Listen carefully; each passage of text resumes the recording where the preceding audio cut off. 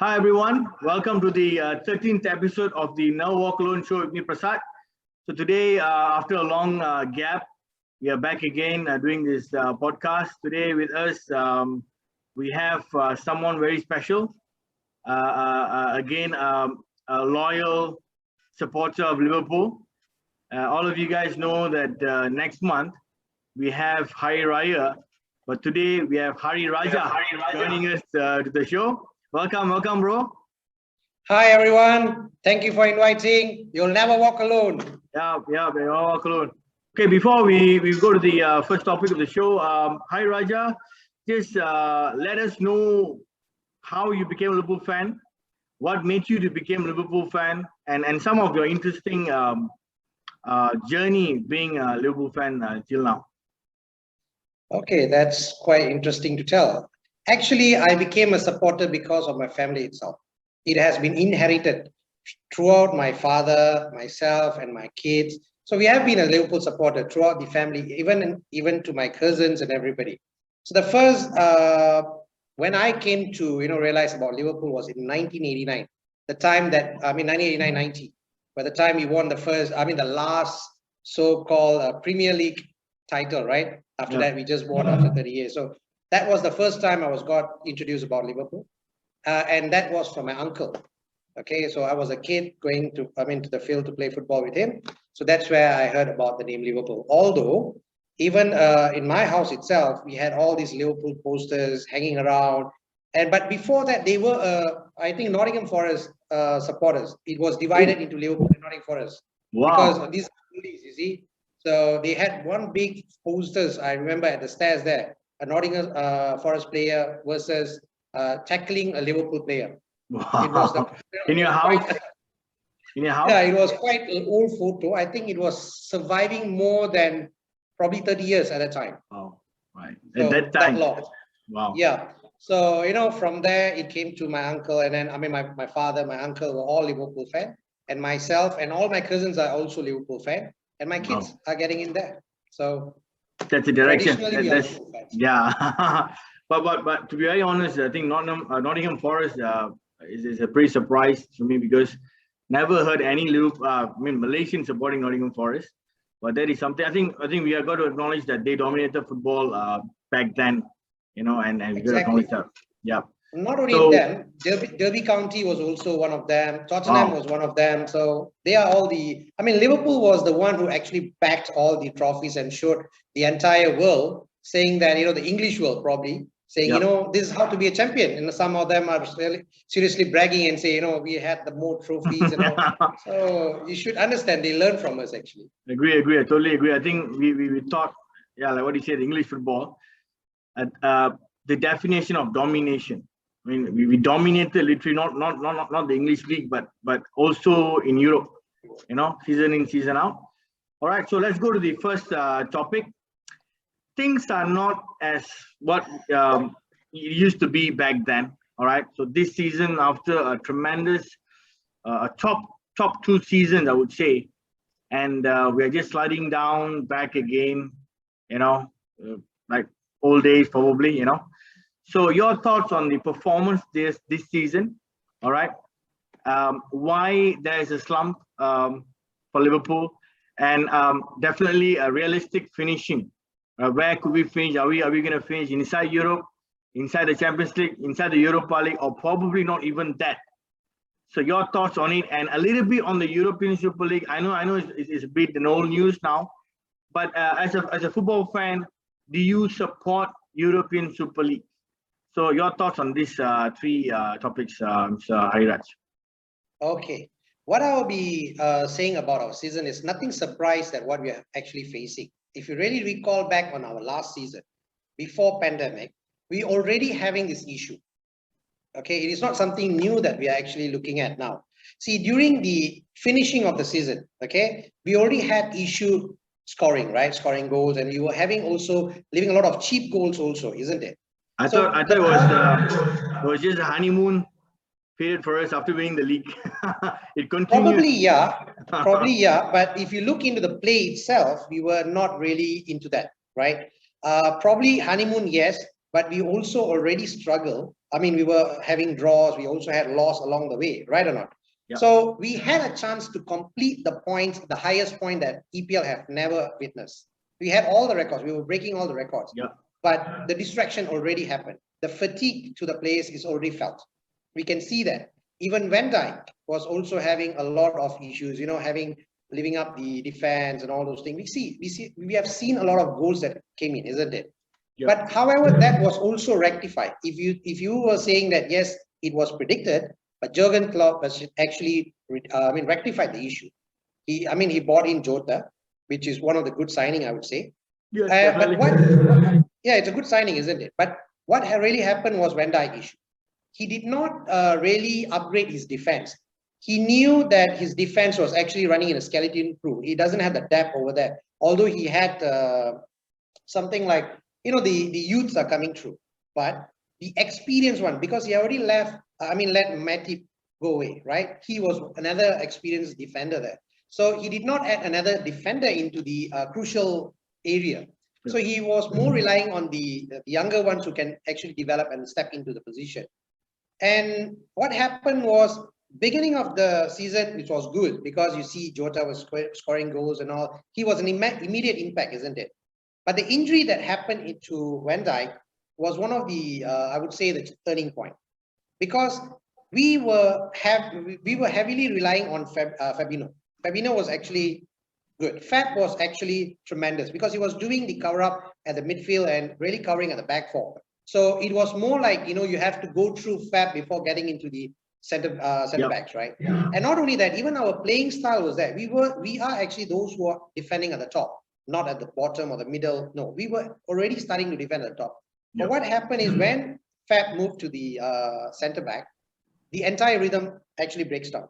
When Thiago stepped in as well, he also went into the injury as well, because he has never used to the fast English football. We have to be more realistic, to be honest. You see, Mane came in. He did a fantastic job. Why? He had the experience, right? Salah was also similar, because he had the failure. He went to Roma. He became a man. He came in as a superstar as well, right? So for Firmino, he's already there. So when you look into Wijnaldum, he was playing with Newcastle. But the moment he stepped into Liverpool, he knew what to do, because he already used to the rhythm.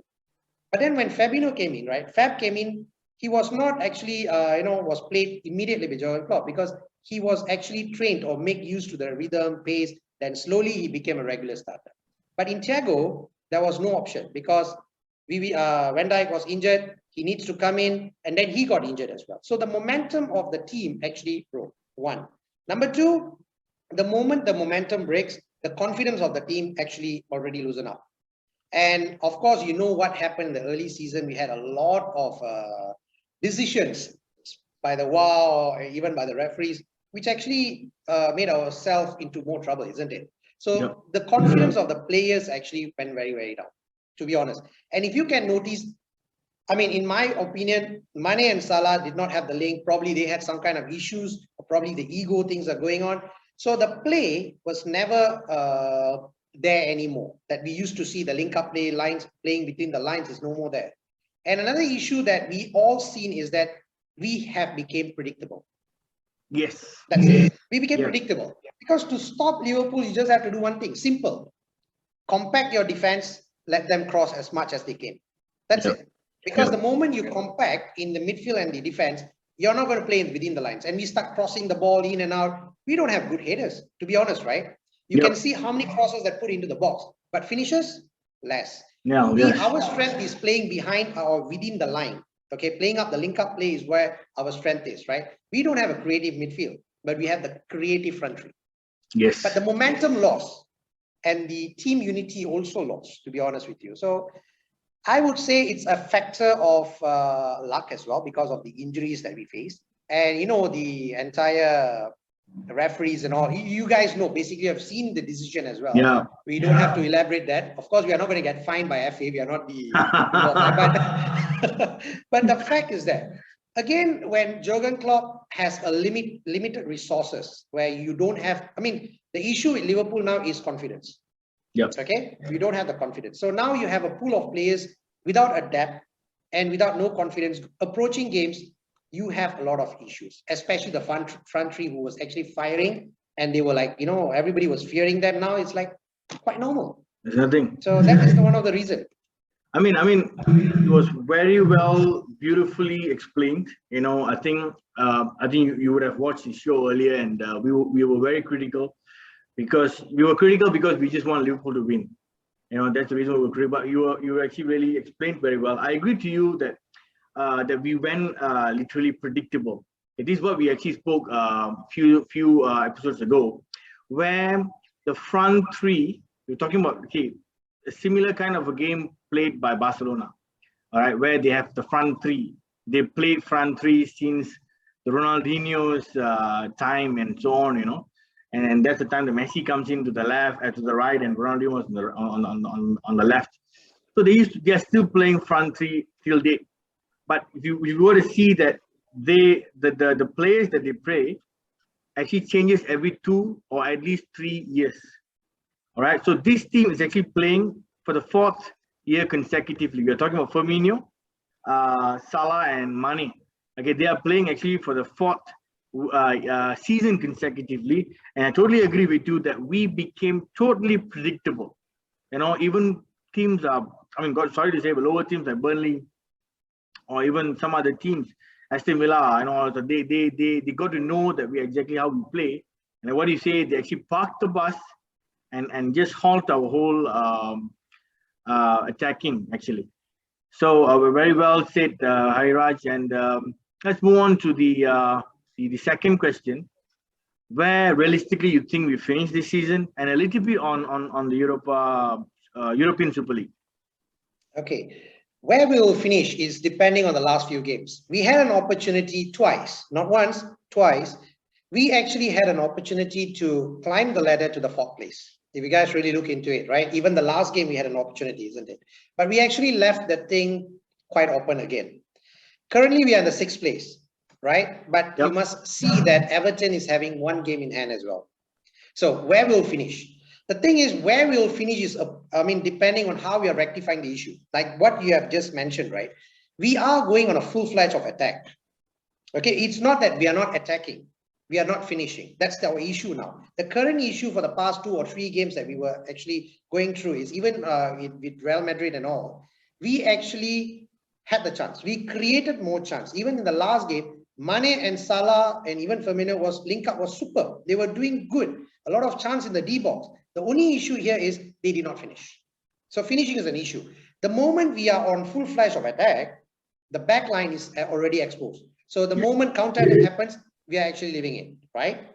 So if we can solve that issue, okay, be more concentrate on the defense side, which we won't. You see, if you look into Jurgen Klopp's substitution, right? Why he's bringing down Jones and all? Because he wants to finish the game with a goal, not by defending that 1 goal. This is Jurgen Klopp mentality. And personally, I would say, yes, it should be, because you should be finishing the game in that way rather than defending, because we always have this lack of concentration the last minute. And Jurgen Klopp really, really knows that.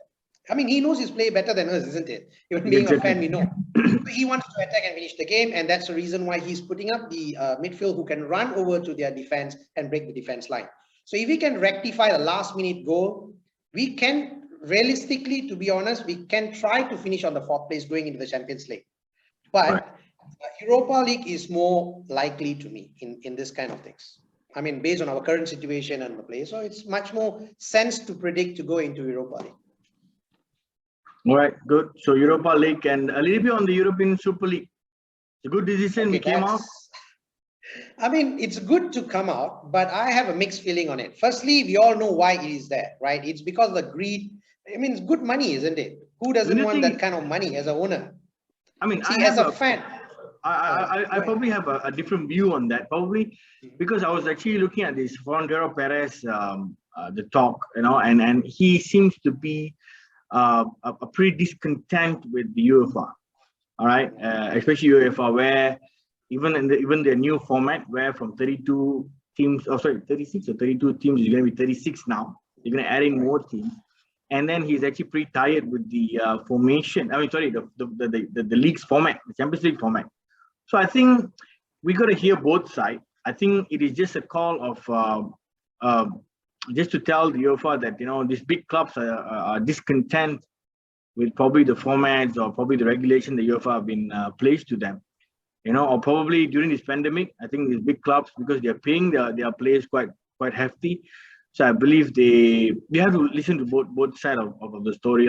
I'm not in support, definitely not in support of European Super League, but I'm just asking, please listen to the plight of these top 12 clubs, and probably UEFA can actually come up with a good solution long term.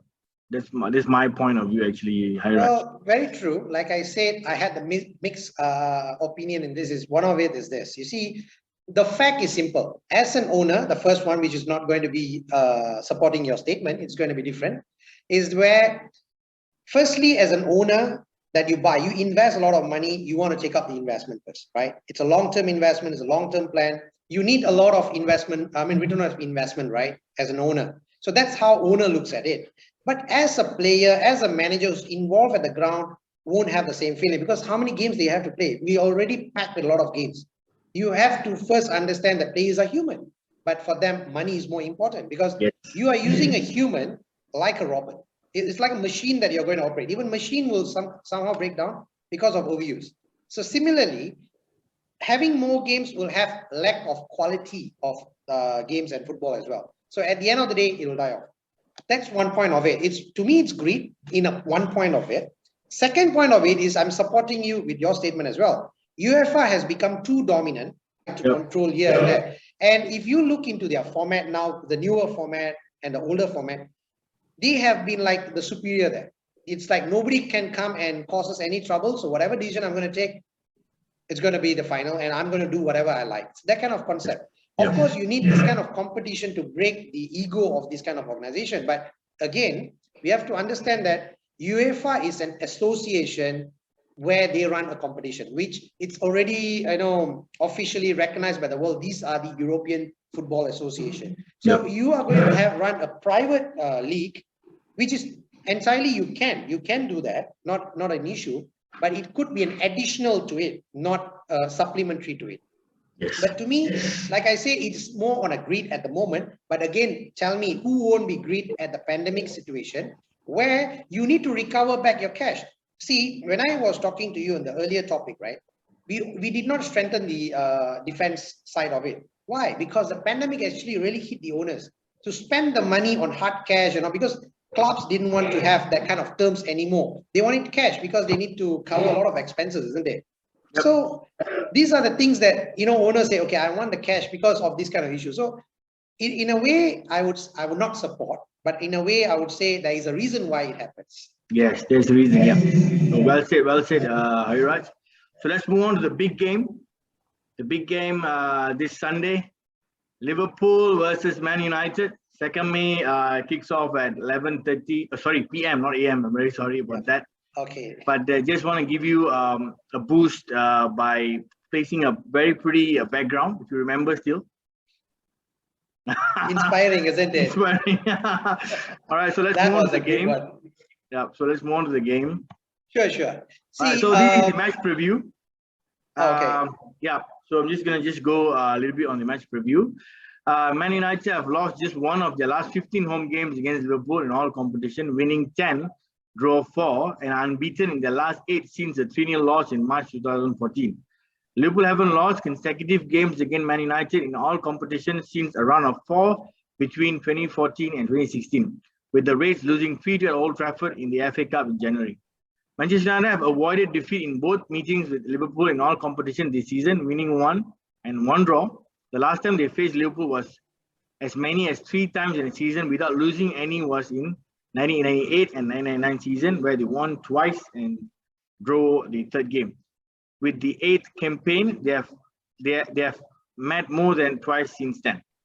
In the last Premier League, in the Premier League, Man United have won just one of their last 9 meetings with Liverpool, draw 6, losing 2, and are winless in 5 against the Reds, drawing 3, losing 2.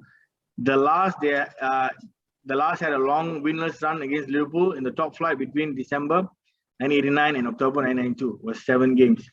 Man United have drawn 7 league games, 0-0 this season.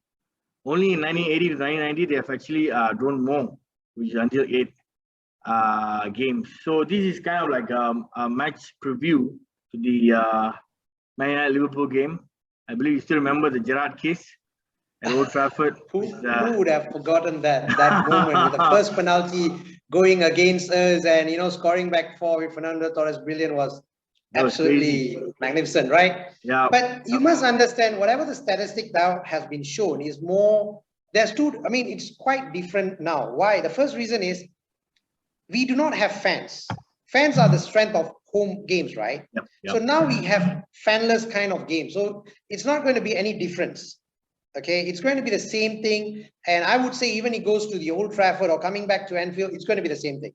So I would not take the statistic too much. But again, what I would say is that there are two kind of teams going to play together on this, the Sunday night, right? First thing is a team with a lot of confidence. Yep. And versus a team with lack of confidence. Or probably no. Yeah, I mean, everybody knows that very clearly, right? Because if you see the Europa League game yesterday, Man United just won 6-2 against Roma. That was a good game. I mean, taking the scoreline is one, because sometimes a good team also can be beaten 4-0, 6-0. It's quite common, right? But the gameplay, the way they played, the way the confidence they are, they are not a very balanced team, but they are a confident team. Yep. That's the whole thing. Yep. For us, we the same team, whatever, the title winning team is what playing at the moment, but a little bit of different position and all, but we are having lack of confidence. So tomorrow's game is going to be crucial because of two things only. First, the most important one is our finishing. That is going to decide our winning. If we are very clinical and all our strikers are wearing the shooting boots and scoring goals, then no issue, we will win the game tomorrow. Or else, the only two person that they really need to cover is Bruno Fernandes. They have to cover Bruno Fernandes, because the reason why we need to cover Bruno Fernandes is one reason: his work ethic. Okay, yep. His work ethic is what actually is like an engine for Man United. You stop him tomorrow, the entire game is lost. They will be definitely lost, because Pogba is someone who needs support. Pogba as a player for France is different. Pogba for a player for Man United is totally different. Yep. Okay, so when you talk about Man United Pogba, then you need a support for him. So these are the two important, but Bruno Fernandes will be the key. But to our point here is that we have another issue where Nat Phillips, probably, I don't know whether he will be available tomorrow. We only will know probably tonight, right? It will be the press conference. He's available, yeah. Definitely available. He's available. So if he's available and Fab is going to play on the middle in the defensive midfield, then probably to me, Bruno Fernandes will be covered. And that if Fab is informed. Yeah. Again, we have to look into that. Okay. Yeah. Fab has actually been an awesome player this season. Wherever he has been placed, he has really, really stepped up, showing the leadership there, and he really played well. So I always have a, high regards on him and reliable thing on him. So he can cover Bruno Fernandes without a doubt. But again, the other midfields they're going to play, now it's about a form. Wijnaldum is good, but sometimes he'll go on, off peak and all those things. So you might sometimes don't even know whether he's in the game. So again, I said, it is not about our defense, because tomorrow it's going to be not the battle of defense or midfield. It's going to be battle within our front three. It's within us. It's not with Man United. Agree. I totally agree with you. And just a bit on your thoughts on how Liverpool need to approach this game, defensively attacking, your preferred lineup, and especially your prediction for the game. Okay, if Nat Phillips is actually available, I would prefer that tomorrow Jurgen Klopp goes in a formation of. Okay, this is sorry to interrupt. This is going to be the likely first 11. So I definitely Alisson right back. You have Trent Alexander-Arnold, Kabak. I'm still not convinced. Okay. And Nat Phillips, Robertson, Fabinho, Wijnaldum, Thiago, Salah, Jota, Firmino, front three. And again, we still have Henderson, Joe Gomez, and Van Dijk all injured. But Nat Phillips should be back. Yep. Back. Okay. If Henderson is back, our captain is back, probably the game is totally different, because Henderson would have just covered Bruno Fernandes and Pogba anytime. because of his work rate and all. And Fabinho just need to do his work correctly by covering the team in midfield. I mean, midfield in Man United is totally covered. But we don't have Henderson tomorrow. So I would prefer to have this 4-2-1-3 formation, whereby, of course, the centre back will be Nat Phillips if he's available. Like we just assume he's available. Yep. Then Kabak, the partnership will still remain. Trent Alexander-Arnold will be on the right, and Robertson will be there. So this is common with Ali in the the goal. But the midfield I would prefer Fab, because why? He will be covering the back four definitely. But his partner will be Ronaldo. Why? Is because Ronaldo will make the breaking runs if he's in form, and he can do his defensive duty as well there. Okay, so I'm just going to put that 2 midfield there. But then I'm going to above this midfield, I'm going to play Firmino, in my kind of opinion. Why? Firmino can play the false 9. He can always be, Firmino is good in also winning the ball back. Firmino, well. okay. Yeah, Firmino. All right. Yeah, Firmino will be very, very, he's good. He's good in winning back the ball if he's in form. He can link up play. He can start up the play. So I would play him at that particular free role kind of concept. Okay, he will play on the free role supporting the front three. So who will be the front three? On the left will be Mane, Jota will be in the middle, and Salah will be on the right. Why Jota on the middle, not on the left, is because Jota has a presence of mind in the D box. Yes. Unlike Mane and Salah. He will be there in the D box, like, there must be a presence there. If you look into our Liverpool game and all, the play will come up, but no players will be in the D box to attempt for a goal. But Jota will do that. So Jota should be in the middle, Mane should be on the left, and Salah on the right. And I think this particular lineup will definitely win the match for us. This is based on my prediction. But however, we do not know whether Nat Phillips is fit to play on 90 minutes. But then if we think that Nat Phillips is not going to play, then Fab will be coming down to the center midfield. Probably Thiago has to start and replacing Fab's place. All right. So the important question for today's episode, the prediction, please. And probably even my prediction, goal scorer probably, my prediction will be 2-2, draw tomorrow. Okay. It's going to be 2-2 because a form kind of team playing, I would say a lack of form kind of thing. But when you play Man United, the spirit is totally different. Yeah. The rivalry spirit is totally different. So I'm going to count on Liverpool tomorrow. But the game I'm preferring to become 2-2. Salah to score, Jota to score. All right. It's a good one. So again, we're at the end of the show here. It's a pleasure to have Hariraj and to have you in the show. Thanks for accepting my invitation. And definitely, I'm going to call you back soon. Probably we'll do a reaction after the game. And hopefully we can crash Man United. It's going to be a surprise. But again, if you do that, then yeah, it's going to be fantastic. So thanks again, everyone. Hope you enjoyed the show. See you guys on the 14th episode. Take care, and you'll not walk alone. Thank you. Bye-bye. You'll never walk alone. See you guys.